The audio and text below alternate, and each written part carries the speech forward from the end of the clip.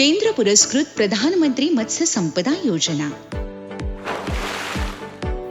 या योजनेचं मुख्य उद्दिष्ट रोजगार निर्मिती होऊन सर्वसामान्य नागरिकांना आर्थिक लाभ देऊन मत्स्य उत्पादनात वाढ करणं।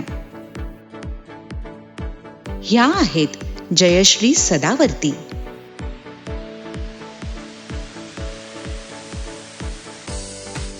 भूजलाशयीन पिंजरा मत्स्य संवर्धन प्रकल्प राबवून मत्स्य उत्पादन घेत आहेत। सन 2020-21 मध्ये त्यांना प्रकल्प मंजूर करण्यात आला।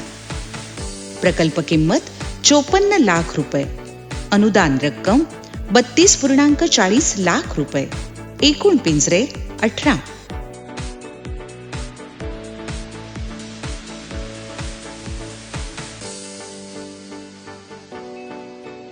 सन 2021-2022 मध्ये मला प्रधानमंत्री मत्स्य संपदा योजनेअंतर्गत पिंजरा भूजलाशयातील मत्स्य संवर्धन प्रकल्प मंजूर झाला आहे। या प्रकल्पाची सध्या कार्यान्वित प्रकल्प आहे। आतापर्यंत 20 टन मासे विकण्यात आले आहेत।